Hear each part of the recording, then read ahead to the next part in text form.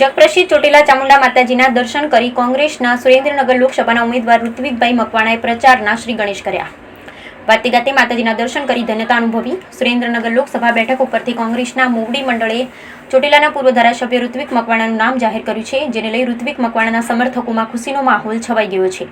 સમર્થકોએ ફટાકડા ફોડી ઉજવણી કરી તેમજ ઉમેદવારોની જાહેર થતા ઋત્વિક મકવાણા અને તેમના સમર્થકો ચામુંડા માતાજીના દર્શન કરવા માટે ડુંગર પર પહોંચ્યા અને માતાજીના આશીર્વાદ લઈ પ્રચારના શ્રી ગણેશ કર્યા. માતાજીના દર્શને આવેલા ઋત્વિક મકવાણાએ જણાવ્યું કે સુરેન્દ્રનગરમાં લોકોને પાણીની તકલીફ છે, મીઠાના અગરિયાઓને પણ મુશ્કેલ પડે છે.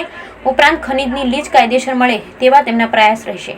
મતદારોને અપીલ કરતા તેમણે કહ્યું કે તેમના પરિવાર પર લોકોનો ભરોસો ક્યારેય તૂટશે નહીં. આ વખતે લોકસભાની ચૂંટણીમાં પણ લોકોનો સાથ સહકાર મળશે તેવી તેમણે આશા વ્યક્ત કરી. રિપોર્ટ મહેશભાઈ ઉતરિયા, સુરેન્દ્રનગર. भरोसा जताया है और इस लोकसभा मत विस्तार के मतदारों ने जो मुझ पे भरोसा जताया है उसके ऊपर खरा उतरने के लिए और इस विस्तार की सारी समस्याएं हल करने के लिए मैं पूरी जी जान लगा के मेहनत करूंगा और उनके भरोसे को टूटने नहीं दूंगा. સાહેબ, આજે આપણને લોકસભાની ટિકિટ જે કોંગ્રેસે જાહેર કરી છે, તો ચૂંટણી જીત્યા બાદ તમારા લોકસભા વિસ્તારના પ્રથમ કયા કામ રહેશે? સુરેન્દ્રનગર લોકસભા મત વિસ્તારમાં સૌથી વધારે પીવાના પાણીનો અને ખેતીવાડીના પાણીના અસમાન વહેંચણીના પ્રશ્નો છે.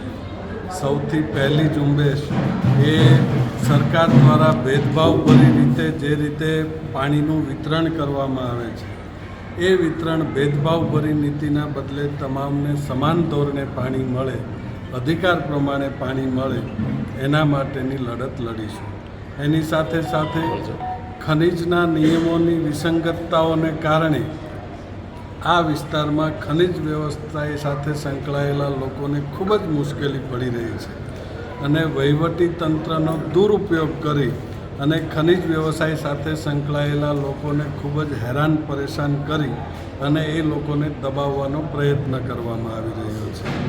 તો એના માટે પણ નિયમોની વિસંગતતા દૂર થાય અને વ્યવસાય પણ સારી રીતે થઈ શકે, એના માટે પણ પૂરતા પ્રયત્નો અને યોગ્ય પ્લેટફોર્મ ઉપર તમામ પ્રકારની રજૂઆતો કરીશું. આ વિસ્તારમાં મીઠાના આગરો છે, તો મીઠાના આગરિયાઓને પણ ખૂબ જ મુશ્કેલીનો સામનો કરવો પડી રહ્યો છે. એવી જ રીતે આ મત વિસ્તાર ખૂબ જ બહોળો હોવાથી મારુતિના ઉદ્યોગ જેવા ઉદ્યોગો પણ આ મત વિસ્તારમાં છે. ત્યાં સ્થાનિક રોજગારીના પ્રશ્નો છે. તો બીજી બાજુ ધોલેરા સરના નામે વિશ્વ આખાને આંજી દેવામાં આવ્યું છે, પણ ત્યાં સ્થળ ઉપર કોઈ કામગીરી કરવામાં આવી રહી નથી. તો ધોલેરા મત વિસ્તારની અંદર પણ ત્યાં સરની કામગીરી થાય અને સ્થાનિક લોકોને વધુમાં વધુ રોજગારી મળે, એના માટેના પ્રયત્નો કરીશું. ખૂબ જ બહોળા પ્રમાણમાં વેપારી વર્ગ આ વિસ્તારમાં રહે છે અને જીએસટીના કારણે એ લોકોએ પણ ખૂબ ભોગવું છે અને હજી પણ ઘણી બધી મુશ્કેલીઓ પડી રહી છે. તો જીએસટી માટે પણ એ લોકોની જે કાંઈ રજૂઆતો હશે એને યોગ્ય પ્લેટફોર્મ ઉપર રજૂઆત કરીશું અને એના નિરાકરણ માટેના તમામ પ્રયત્નો કરીશું. ગુજરાતની અંદર કેટલી સીટ લાવે કોંગ્રેસ એવી તમારી, અને આપણે કેટલા મતે જીતી શકીએ એવી તમારી આશા છે? જો કોણ કેટલી સીટ લાવશે એ તો મતદારો નક્કી કરતા હોય છે.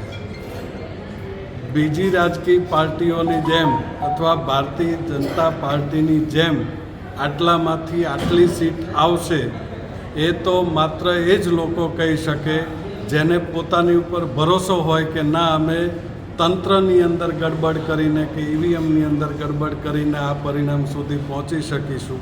એવી પાર્ટી જ આવો દાવો કરી શકે.